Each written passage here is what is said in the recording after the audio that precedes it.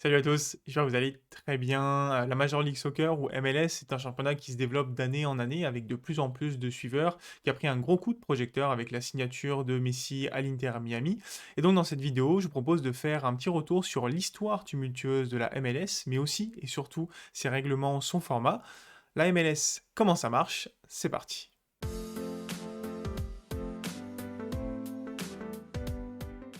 Et donc dans cette première partie historique, je ne vais pas vous parler tout de suite de la MLS, mais d'abord du développement du football au soccer, plutôt aux États-Unis, via la création d'une autre compétition, la NASL pour North American Soccer League. On est le 30 juillet 1966, l'Allemagne de l'Ouest et l'Angleterre s'affrontent en finale de la Coupe du Monde de football, et les audiences sont plutôt très bonnes aux États-Unis, pays où le soccer n'est qu'un sport semi-professionnel pour le moment. Elles sont si bonnes que non pas une, mais deux divisions professionnelles vont se créer en parallèle. D'abord la United Soccer Association et la National Professional Soccer League en 1967. Et finalement en 1968, elles vont fusionner pour donner naissance à la North American Soccer League, la NASL. Dans un pays qui a déjà une grosse culture sportive avec le foot américain, le basket, le hockey, le baseball, le soccer a du mal à se faire de la place. Et donc la première édition de la NASL est assez difficile. Sur les 17 équipes engagées en 68, 12 vont faire faillite à la fin de la saison. Et donc on sera plus qu'entre 5 et 9 équipes pour les éditions suivantes. Sauf que dans les années 70, eh bien, le foot européen continue de se développer et donc des investisseurs américains s'intéressent enfin à la NASL et vont créer des franchises à tour de bras. De 8 franchises en 1972, on va monter jusqu'à 24 franchises entre 78 et 80. Surtout, il y aura l'arrivée de joueurs stars en fin de carrière, la plus célèbre étant celle de Pelé en 1975. Mais je peux aussi vous citer Franz Beckenbauer, Georges Best, Johan Cruyff, Eusebio, Bobby Moore, Gerd Müller et bien d'autres. Et surtout, les audiences sont là, puisqu'on a 14 000 spectateurs en moyenne au match en 1980, et également des contrats télé successifs avec CBS, TVS ou encore ABC. Malheureusement, cette NASL elle vit largement au-dessus de ses moyens avec la majorité des budgets, autour de 2 tiers, qui sont dédiés uniquement au paiement des salaires, notamment des grandes stars qui ont rejoint le championnat. Et donc les investisseurs commencent à se demander s'il y a une vraie rentabilité dans ce système, et ils vont se détacher petit à petit du championnat. On compte 17 dépôts de bilan en 1981. Et derrière, avec des audiences en chute libre, mais aussi un manque de vivier de jeunes joueurs américains, eh bien la NASL va s'écrouler pour disparaître en 1984, avec deux stats assez intéressantes et complètement extrêmes. D'abord 62 comme le nombre de clubs qui auront été créés en 17 éditions de NASL, et puis 0 comme le nombre de qualifications pour la Coupe du Monde pour les États-Unis, qui voit donc le soccer redevenir un sport semi-professionnel en 1984. En revanche, ce qu'on peut pas enlever à la NASL, c'est qu'elle a été novatrice sur pas mal de sujets. Dans le football, je sais pas si vous avez déjà vu des shootouts, ces séances de tir au but où le tireur il part du milieu de terrain, eh bien ça a été créé avec la NASL, et puis il y a plein d'autres choses qui ont été créées également. Je vous mets en description quelques articles de SoFoot et de Culture Soccer, qui est un super site et compte Twitter sur le foot américain, si vous voulez en savoir plus là-dessus.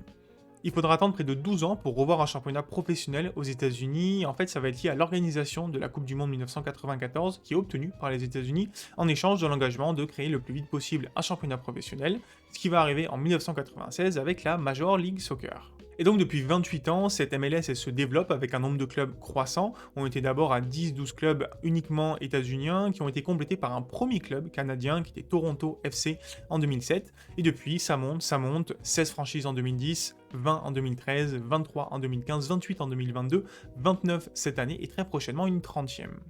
Et donc finalement, comment elle fonctionne cette MLS? Je vais vous expliquer le format en prenant les chiffres de 2023, sachant que le format des playoffs il a changé pour cette saison, mais c'est pas grave. Faut savoir qu'on est sur un système très différent de ce qu'on connaît en Europe, mais qui colle bien sûr aux autres sports US, avec donc 29 équipes cette saison qui sont réparties dans deux conférences, la conférence Ouest pour 14 équipes et la conférence Est pour 15 équipes. On a 26 équipes qui viennent des États-Unis, 3 qui viennent du Canada, et on aura une 30e équipe la saison prochaine avec San Diego qui rejoint la conférence Ouest pour faire 15 et 15. Et donc sur le format, il faut surtout retenir qu'on est sur un système franchisé, donc une compétition fermée. Les franchises s'inscrivent à la compétition si elles sont acceptées, elles peuvent décider d'en partir, mais il n'y a pas de système de promotion, relégation, de division inférieure. Ça ressemble globalement à ce que voulaient mettre en place les très grands clubs européens avec la Super League, ils voulaient copier ce système-là. Et donc on a d'abord une saison régulière, comme en NBA par exemple, avec cette saison 34 matchs de saison régulière, entre 27 et 28 contre des adversaires de sa propre conférence, donc chaque équipe va jouer au moins 2 fois les gens de sa conférence, une fois à domicile, une fois à l'extérieur, et il y a aussi 6 matchs contre des adversaires au hasard de l'autre conférence. À la fin de la saison, les 7 premières équipes au classement sont qualifiées pour la phase de play-off, le 8e et le 9e sont qualifiés pour ce qu'on va appeler un play-in, un tour préliminaire, et les classés de 10 à 14 ou 15 en fonction de la conférence voient leur saison se terminer. A noter qu'en cas d'égalité de points, le premier critère pour départager les équipes, c'est le nombre de victoires et pas la différence de but, par exemple, la différence de but particulière, et que le 7e et dernier critère, c'est un tirage à la pièce. Et donc là, on est sur la fin de la saison régulière, et puis ensuite on passera sur la partie play-off, qui a changé du coup cette saison pour la MLS. Jusqu'à présent, on n'avait que les 7 premiers qui se qualifiaient en play-off, on avait le premier qui était directement en demi-finale de conférence, et les classés de 2 à 7 se faisaient un premier tour de qualification, avant de se qualifier donc pour les demi-finales de conférence. On n'avait que des matchs uniques avec prolongation tir au but. À partir de cette saison, on a donc un play-in entre le 8e et le 9e de conférence, qui vont s'affronter sur un match sec avec prolongation tir au but, je crois. L'objectif, c'est d'avoir une place en plus dans la conférence qui permet d'amener à des playoffs et de rajouter un peu d'attractivité. Et donc le vainqueur de ce play-in se qualifie pour les quarts de finale de conférence dans un format assez particulier, où en fait c'est la première équipe qui va remporter 2 matchs, avec d'abord un match aller à domicile et un match retour à l'extérieur en fonction de qui est le mieux classé parmi les 2 quarts de finalistes. Et en fait, pour gagner un match, c'est très simple, c'est soit on gagne dans le temps réglementaire, soit on gagne match nul, et bien il y a une séance de tir au but directement sans prolongation. Et donc si après 2 matchs, il y a une victoire partout, et bien il y a un match d'appui qui est organisé chez le mieux classé des 2. C'est un format qui ressemble beaucoup à ce qu'on a en NBA par exemple, mais seulement au meilleur des 3 manches. Par contre, à partir des demi-finales de conférence, on revient sur un match unique avec prolongation et tir au but s'il y a toujours égalité. Et c'est pareil pour la finale de conférence et également la finale MLS qui se joue entre les 2 vainqueurs de conférence à la fin. Et petite différence par rapport au système européen sur les tours à élimination directe, c'est qu'il n'y a pas de tirage au sort. Là, globalement, le premier de conférence, il affronte le vainqueur du barrage entre le 8e et le 9e, le deuxième affronte le 7e, 3e, 6e et 4e, 5e. Globalement, les phases finales sont prédéterminées. Tant qu'on en est sur les différences avec le foot européen, notamment, il y en a une énorme sur les contrats des joueurs, qui sont propriété de la ligue et non des clubs, et ça a notamment permis d'installer il y a longtemps une politique de salary cap. Globalement, les clubs n'ont pas le droit de dépasser un certain plancher pour la masse salariale totale de leur équipe de 20 joueurs. En 2023, ce plafond c'est 5,21 millions de dollars, qui va être monté petit à petit jusqu'à 7 millions de dollars en 2027. On a également une fourchette de salaire qui est définie avec un minimum à 85 000 dollars par an et un maximum à 651 000 dollars par an. Mais vous vous doutez bien que pour attirer des stars, Messi dernièrement, mais bien sûr Beckham précédemment, eh bien on a dû créer une règle particulière qui s'appelle la Designated Player Rules, qui permet de payer un salaire plus important à 3 joueurs maximum de l'effectif, alors qu'on va comptabiliser uniquement la valeur maximum, donc le seuil haut, 651 000 dollars par an. Ce qui est intéressant, c'est que les salaires ils sont publiés chaque année aussi sur le site de la MLS, donc c'est assez transparent. Et également une limitation au niveau des joueurs internationaux. D'abord, il faut définir qu'est-ce que sont les joueurs locaux. En fonction des USA ou du Canada, c'est pas tout à fait pareil. Aux États-Unis, il faut être soit un citoyen américain, avoir une green card, être réfugié ou être formé à l'académie. Alors qu'au Canada, il suffit d'être citoyen canadien, réfugié, citoyen américain ou alors formé dans les académies. Et donc chaque club ensuite a le droit à seulement 8 joueurs qui ne répondent pas à ces critères de joueurs locaux. Il faut savoir qu'il y a une sorte de bourse de ces places disponibles avec des franchises qui peuvent s'échanger ces slots. Et par exemple, une franchise qui peut avoir jusqu'à 12 joueurs internationaux, alors qu'une autre en aurait que 4 par exemple. Ce qu'il faut, c'est que le total de joueurs étrangers, il dépasse pas 8 fois le nombre de franchises. Allez, je vous parle un petit peu du palmarès quand même de la MLS qui est dominée par les Los Angeles Galaxy qui ont remporté 5 titres en 27 éditions mais qui ont aussi fait 4 finales.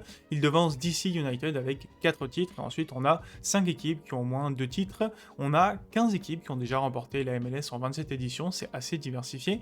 Et je me suis fait le petit exercice de regarder quelle conférence dominait l'autre et donc pour l'instant c'est la conférence Ouest qui a remporté 17 victoires contre 10 victoires pour la conférence Est. A noter qu'en 27 éditions, on a 12 finales qui sont allées au moins en prolongation, 6 qui se sont arrêtées après en prolongation et 6 qui sont allées jusqu'au tir au but. Donc on a quand même pas mal de suspense dans ces finales en général. Si je vous parle maintenant des buteurs et passeurs historiques de la MLS, c'est principalement dominé par des joueurs américains, avec comme meilleur buteur Chris Wondolowski avec 171 réalisations, et comme meilleur passeur Landon Donovan avec 136 réalisations. Et au niveau des joueurs les plus capés, eh bien c'est pour l'instant Nick Rimando qui l'est avec 514 matchs joués. Et je vais terminer en vous parlant des autres compétitions de football liées aux États-Unis, avec d'abord la Leagues Cup, qui est une compétition assez récente, créée en 2021, et dont l'édition 2023, la troisième, vient tout juste de se terminer avec une victoire de l'Inter Miami de Lionel Messi au tir au but au terme d'une séance assez folle. En fait, c'est une compétition qui met aux prises les équipes de MLS avec les équipes de Liga MX, donc le championnat mexicain, avec les 2 champions de ces 2 championnats qui sont directement qualifiés en 16e de finale. Et ensuite, on a 16 groupes de 3 qui vont s'affronter 2 matchs par équipe. Les 2 premiers se qualifient pour les 16e de finale, puis on a 16e, 8e, quart, demi-finale.